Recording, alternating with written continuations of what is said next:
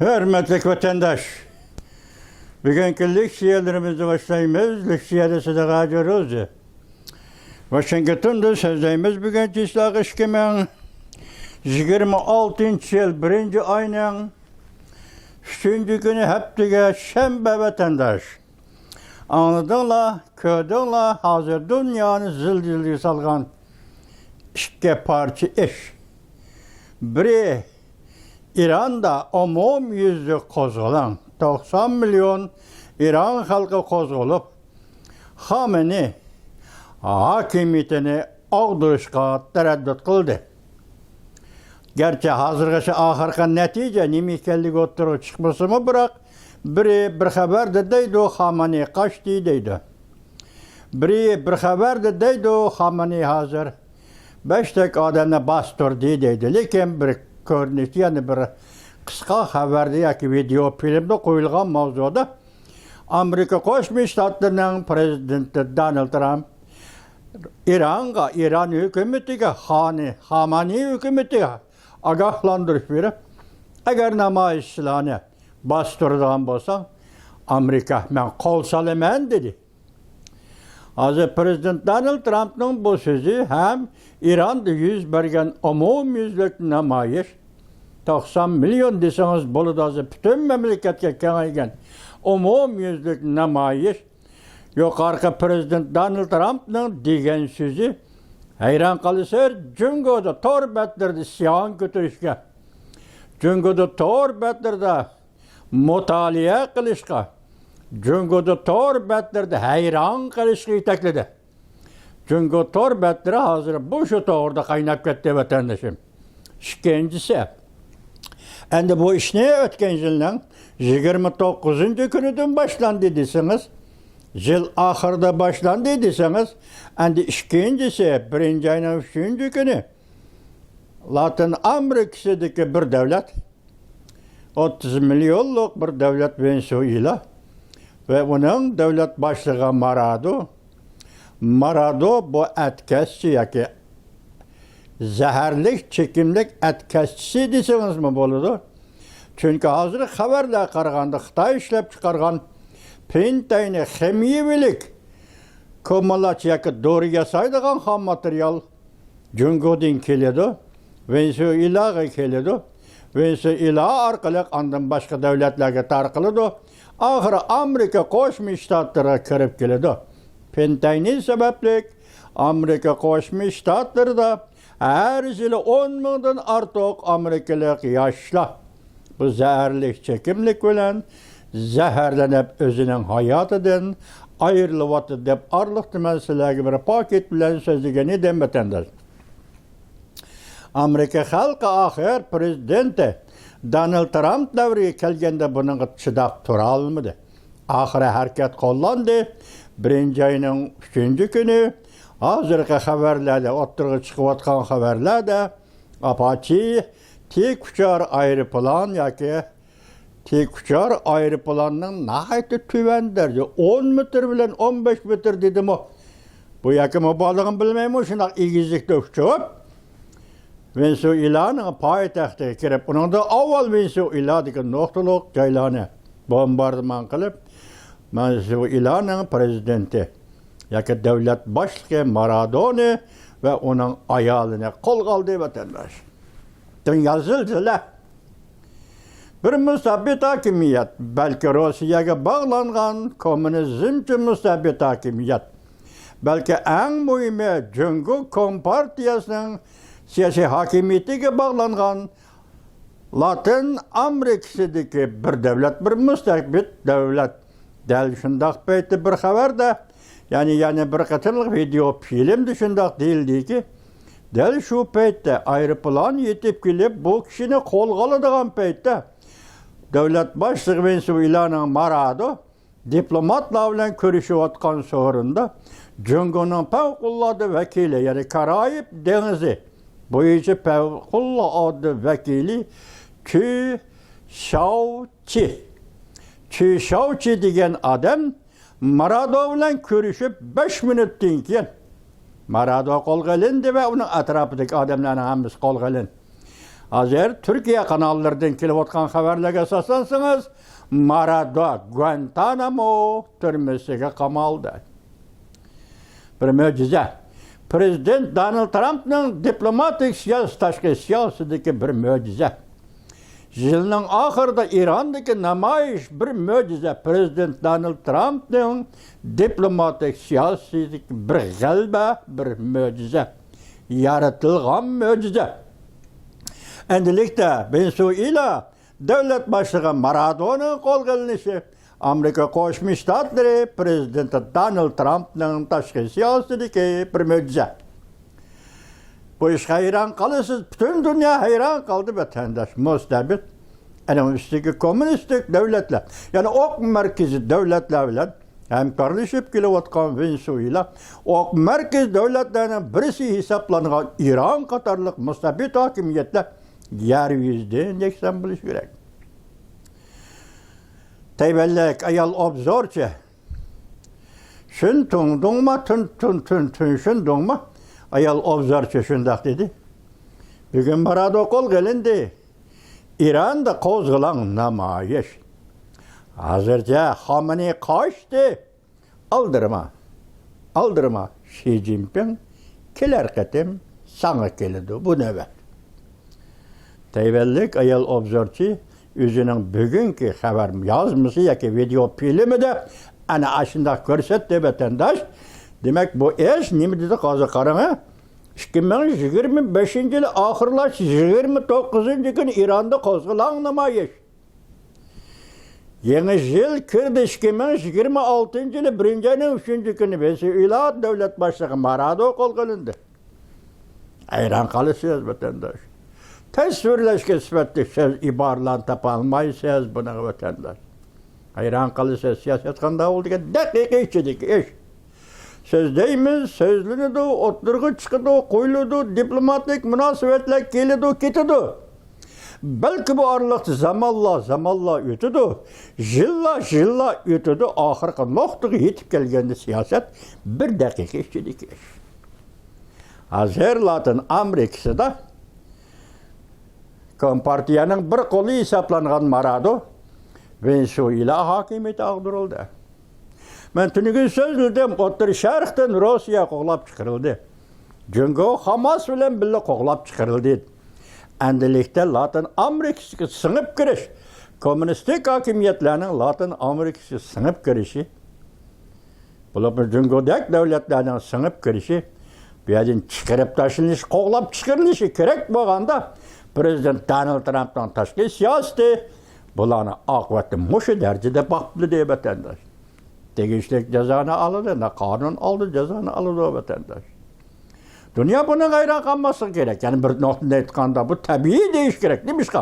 Sen Pünteyni zehirli çekimlikle Amerika'ya evetip her yılı Amerika'da 10 milyondan artık adam kaza kılıvatıda bunu sürüş kılıdığın bir insan yok. Bunu mi gep de sual koyduğun bir insan yok. Yani şu cinayetçilerin baş cinayetçileri bugünkü dek ayrıpan evetip tutup kilingende yaki etkesçilik bile şoğullandı.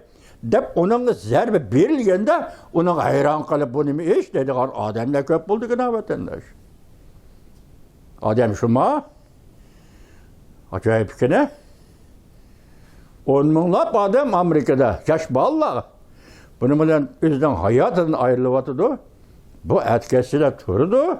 Lakin o kol gelinğanda, onun hareket kılınğanda bunu mi işte beyran kıldığın adamlar buldu. Buraya alet mi o yakinim? Lakin Venezuela'dan bu kadar Venezuela payitahtı nemiydi? Şu şehir halkının ifadesi karısınız. Ula bu kadar Maradona'nın kolgu elin işini kollu diye vatandaş.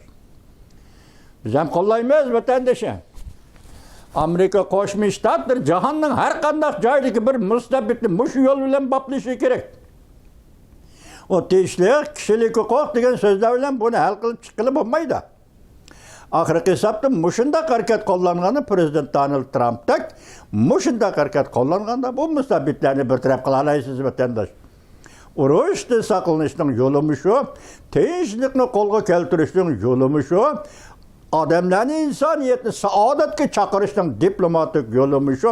Ya'ni Amerikada prezident Donald Trump siyosati bo'yicha aytganda tinchlikni kuch bilan amalga oshirishning qadami shu va natijasi shu, yo'limi shu vatandosh. Bugun endi sizlarga ham turgilarni so'z degan mudoq endi musofirchilikda endi bugun so'zlaylar sizlarga tunugungi qisqa xabarlar bilan qo'shib bo'ling vatandosh. Birinci ayının birinci günü TikTok, YouTube, Rusya İstihbarat İdaresi Xi Jinping taxtdan tushdi deb yani e'lon qildi yoki hukm qildi. Jungo degan rahbarlik bu qatim Amerika parast rahbarlik bo'ladi dedi. Masalan, tugudimishadi. Agar Jungoda Amerika parast bir rahbarlik o'ttirg'i chiqadigan bo'lsa, millatchi Xitoy rahbarlik yo'qoladigan bo'lsa, millatchi kompartiya yo'qoladigan bo'lsa, balki Jungoda ikkinchi bir xil o'zgarish, balki Jungoda ikkinchi bir xil siyosat davri boshlanishi mumkin vatandosh. Bu yerda Jungoni demokratiyalashtirishning birdan bir yo'li nima desangiz, buni yo'q qilish, parchalash. Asli sun'iy qo'shib berilgan Uyg'uristonda, Tibetda, Hong Kongda rayonlarning ozodligini o'zining qo'liga berish. Dünya agar shundoq o'ylash, shundoq qilsa, shundoq hukm qilsa, ondan Jungoni demokratiyalashdi deyishga bo'ladi vatandosh. Ana bu haqiqiy ma'nodagi demokratiya deb ataymiz vatandosh. Ekranda Xi Jinpingga qarshi yangi yillik tabrik so'ziga hikmat yushirindi. 2026-yili balki zo'r o'zgarish yetib keladi. Asli mavzu yangi yildan hammasi qo'rqyapti. Prezident Donald Trump Jungo şirketlerini embargo qildi. Ümit sadasi birinci ayının birinci günü yutib. Yana bir mavzu. Qozog'iston gepida turmadi. Jungo mislsiz besimga duch keldi. Mavzuli xabar birinci ayının birinci günü Vanmeet orbitida e'lon qilindi. Yozma xabar. Xabarda mundoq boshlandı. Bu yerda Qozog'iston gepi turmudi deganda Jungo bilan Qozog'iston o'rtasidagi munosabatda Qozog'iston gepi turmudi. O'g'il bola ekan Qozog'iston bundoq desangiz vatandosh. Bu gepi turmasa demaymiz, şey bo'lsa Jungoga uning baga va'dasi turishi kerak Qozog'iston qoida bo'yicha, Qozog'istonning nazari bo'yicha, Qozog'istonning axloq tartibi bo'yicha. Biroq Jungoga ishonch bo'lmagandan keyin Qozog'istonning gepida yenib olishi bu to'g'ri gap bergiz xato emas vatandosh. Qozog'istonning bu qilgani nihoyat yaxshi gap. Xabar mundoq boshlandi. Yevroasiyo tabiiy boyliqlar guruhi Qozog'istonga mablag' solib alyumin ishlab chiqarish aslahalari barpo qilmoqchi. Plan bo'yicha 2026-yilning 3-faslida ishlab chiqarishga kirishtirmoqchi bo'ldi. Yillik ishlab chiqarishi 15 tonna bo'lib, bu orqali Qozog'iston ikkinchi darajalik alyumin ishlab chiqarish davlatiga aylanadi. Bu guruh Yaponiyaning Sallang savdo ishlari tarmoq shirkati bilan uzun muddatli kelishim hosil qildi. Tabriklaymiz Qozog'iston. Yaponiya bilan savdo ishlari bilan, kon mahsulotlari ishlari bilan kelishim imzolasangiz, sizni qo'llaymiz Qozog'iston. Rahmat aytamiz Qozog'iston. Chunki biz 10-ayning 28-kuni nima dedik? Dunyo shundoq dedi, balki Oqsaroy shundoq dedi. Yaponiya, Amerika oltin davri boshlandi. Shuning hozirgi birinchi qadamdagi g'alabasi sifatida shundoq deb turaylik. Bugun Yaponiya Qozog'iston bilan savdo kelishimi, ya'ni kon mahsulotlari kelishimi imzoladi. Tarmoq shirkati bilan uzun muddatli kelishim imzoladi. O'zining neftligidan foydalanib alyumin, ko'chiring, o'zining texnikasidan neftlik emas. Texnikasidan foydalanib alyumin to'pisini pishiqlab ishlab, uningdan ja degan ilmitni tavlab chiqadi. Ja degan ilmitni lug'atni aqtiramidi, vatandosh kechiringlar, atigizni deb nima ilmit. İşlab chiqardi. Bu harakat Qozog'istonning xalqaro kon mahsulotlari ishlab chiqarish o'rnini kuchaytirdi. Qisqa muddat ichida Jungoning alyumin ishlab chiqarishga ko'rsatgan ta'siri cheklak. Biroq o'rta va uzun muddatlik Gretsiya, Amerika, Kanada qatorliq davlatlarning davlat shirkatlarini kengayishiga ergishib, Jungoning serak to'pa bozoridagi yetakchilik o'rniga va eksportiga Qozog'iston bilan bo'lgan Yaponiyaning kelishimi ko'rinarli besim bilib keladi. Yana bir xabar vatandosh endi NATO'ga a'zo har qaysi davlatlarning chegaralarida harakat boshlandi. Tayyorlik boshlandi. Rossiyaga urush ochdi. Oldingi hisob vaziyati 1-oyning 1-kuni yutib. Oldingi hisob vaziyati to'g'ri bitib 1-oyning 1-kuni yutib. Yana bir xabar. Armiya va soqchilar podshoh jamiyati tarafga ovg'di. Bu degan Ironda podshoh Pahlevining avlodi. G'ot tarafga siyosat jihatda ovg'di. Ironning armiya va soqchilari.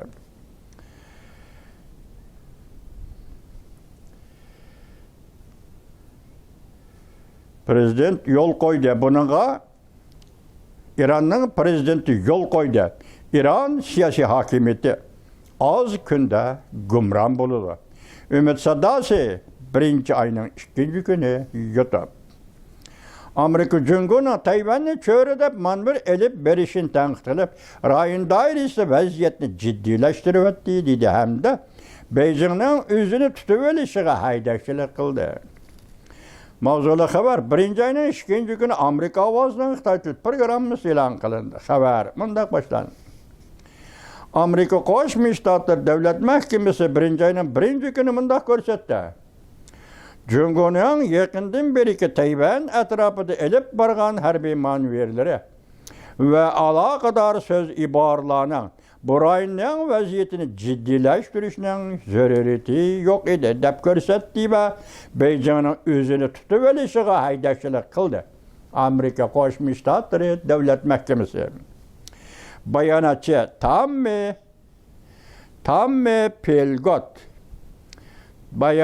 Tommy Pilgot bunday ko'rsatdi. Jungoning Tayvanga va rayondagi boshqa davlatlar qaratgan harbiy harakatlari söz ibarələri vəziyyətini ciddiləşdiribətdi. Bunun zəruriyyəti yox idi. Biz Jungo dairələrinin özünü tutub elişiğə haydakçılıq qılırıq.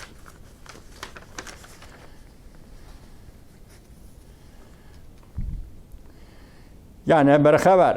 Amerika üstəlli öyrüdü. Amerika armiyası Jungo'na parxotları tuyuqsuz hücum qıldı. Tayvanni qo'llash endi shior bo'lmay qoldi. Asli mavzu. Qattiq javob qaytardi. Amerika ustalni bevosita o'rib o'tdi. Amerika armiyasi uchoq dengizda Jungo parxotlariga hujum qildi. Tayvan qo'llash shiorlar bo'lib qolmadi, balki Jungo kompartiyasi qo'qqanidan uvisiga kirib oldi. Tayvan Jin TV torbiti 1-oyning 2-kuni yotdi. Yana bir xabar. Prezident yo'l qo'ydi. Bir necha 100 ming askar va soqchi podshoh jamiyatiga boshlaydi. Prezident Xameneyma yo'l qo'ydi. Chora yo'q qo'l qo'ymay. Shunga Ironda hozir bir necha 100 ming askariy qism va soqchi qismlari podshoh jamiyatiga boshlaydi. İran siyasi hakimiyeti gumron bo'ldimi? Umid Sadosi TV 1-oyning 2-kuni YouTube. Yana bir xabar. Ekranda Xi Jinping Rossiyaga askar chiqardi. Mumkinmi? Xabarken sizga olib keldik. Anlam vatandosh. Ekranda Xi Jinping Rossiyaga askar chiqardi. Vladimir Putin g'alaba qildim deb takrorlaydi. Asli mavzu o'zgarish intayin tez. Xi Jinping askar avatib tinchlik saqlaydi. Vladimir Putin g'alaba qildim deb takrorlaydi. Rossiya Ukraina urushi to'xtaydi. Bundan umid bor. Prezident Donald Trump bilan Zelenskiy yarashdi. Jiangfeng Shanshan, ya Jiangfeng apandi 1-oyning 2-kuni yotib. Yana bir xabar. Ondaqda iqtisod nacharlashdi. zor ko'lamda namoyish partidir. Devir ve zaman almışıdır. Yeni soğuk münasebetler uğraşkanısı. Birinci ayının ikinci günü yutup bu Cungo'ya kartılgan haber. Vangiye, Cungo'nun taşkı İslam Ministeri Vangiye elişip kaldı mı?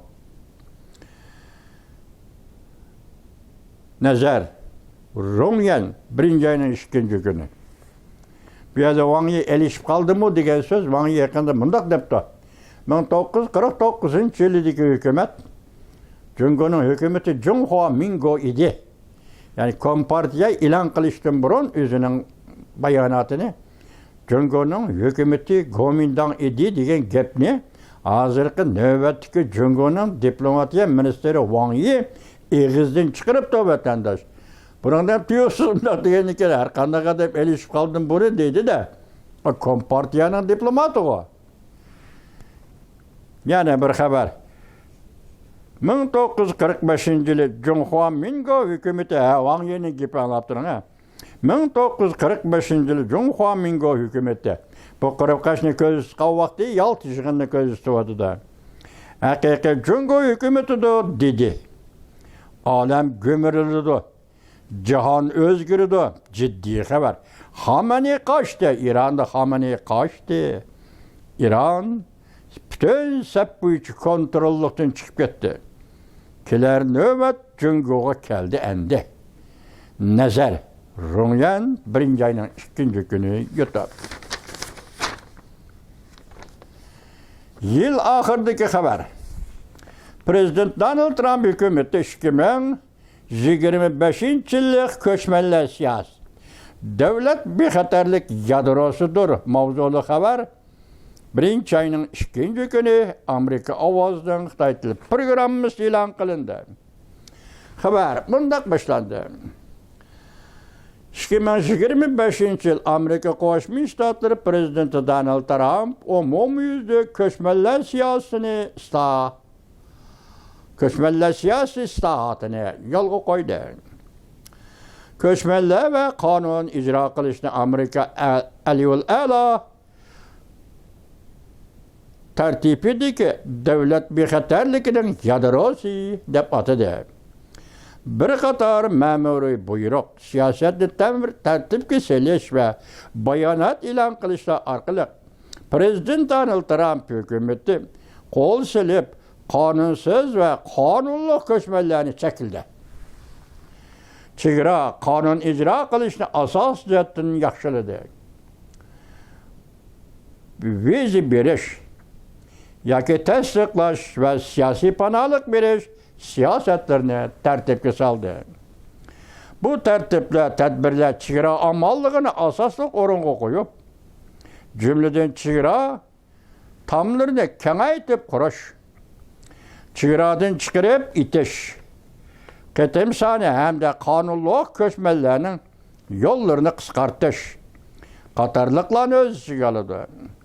Bu islohot 2010 yillardan beriki Amerika'nın en katı köçmenler siyasi bulup ispatlandi. Ve şunda ataldı. Prezident Donald Trump hükümeti işki karar vazife öteş jarayonida tizginlashga uçurgan köçmenler bulup mu kanunsuz köçmenler Amerika'nın devlet bexatarligiga, cemaat bexatarligiga ve iqtisadi paravallık işlerine eğer tahdit payda kıldı. Növbetdeki hükümetinin siyasetdeki növbetdeki kanunu qattiq icra qilish ta'kidlandi.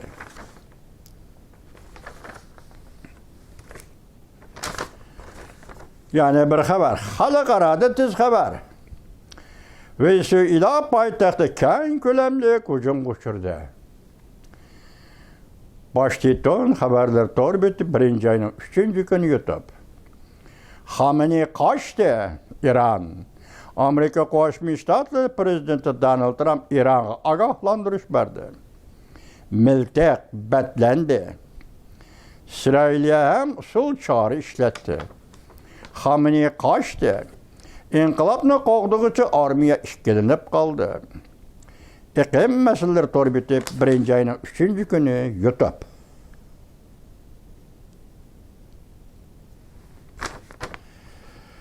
Yani bir haber ekranda İran jükündü. Xi Jinping'in 5 ağrışkı başladı. Prezident Donald Trump en ahırkı körüsetme berdi. Çeksiz besim işletti. Canfon Efendi tor biti 1. ayının 3. günü YouTube. Yani bir haber İran'ın mahbi buyruğu ilan kılındı. Padişah cemiyeti yeni hükümet teşkilleşke teyyarlık kıldı. Tan Civen Obzor'a 1. ayının 3. günü YouTube. Ekranda İran pul birligi gumran oldu. Mal bağısı örlep gitti. Her kaysı caylarda namayiş kozgaldı. 5 nefer kişi kaza kıldı İran'da namayişte. Kişilik haberler torbiti. 1. ayının 3. günü YouTube. Yani bir haber Amerika armiyası kol saldı. Venezuela bombardıman kılındı. Ot küçüğü hakikat torbiti 1. ayının 3. günü YouTube. Ekranda İran'da neymiş ki karşılık namayışı partıldı. Yıl ahırda bütün yer şarda siyaset harita menzilisi. Aslında mavzu 2025 yılı bütün yer şarı konservatifleri devamlı terakki kıldı. Yıl ahırda ekranda İran'da geçirenler memleketlik namayış partlap Pehlevi padişahlıkının kayıtıp gelişine müracaat kıldı. Xexe obzorları, xınxı obzorları geçenler, xınxı obzorları torbeti 1. ayının 3. günü YouTube. İran iktisadı gumran buluş, halk umumyüzlük kozgaldı narazı buluş, Beijing'nin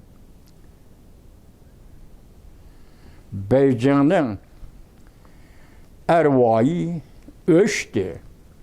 Beijing lağıldap streşki başladı.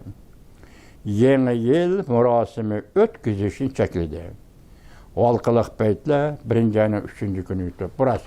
Her yıl yeni yıl tantana bayram kılıdığa bir ama bütün dünya şu kadar cüngülüklamışında kılattı her yılı. Bu yıl muşa sebepler tüpeyle 1. ayının 1. günü yeni yılını tebrikleşki ruhsat yok.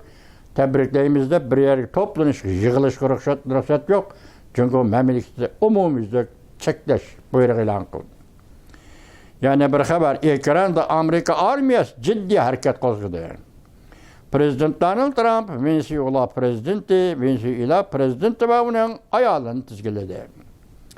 Dep görsetti, Xayyu torbiti 1. ayının 3. günü YouTube.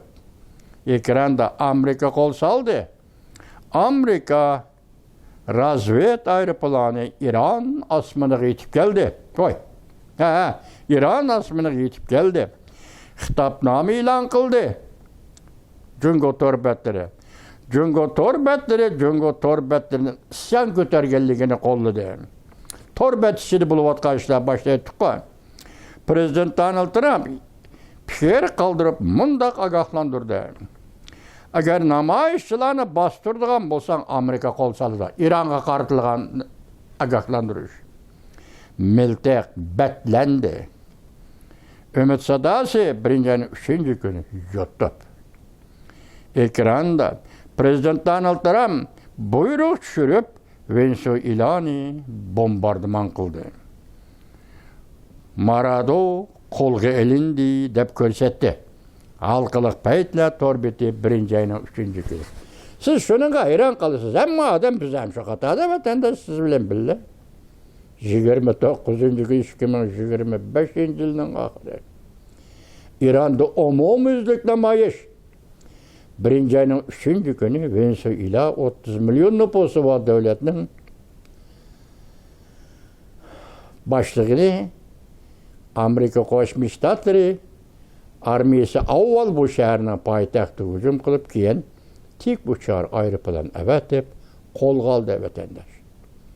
Müstebitlegi berildiğin tegişlik zerbini Prezident Donald Trump hükümeti sallap aldı ve Prezident Donald Trump hükümeti armiyası bu müstabitlerinin, bu Xitay ve Rusya'nın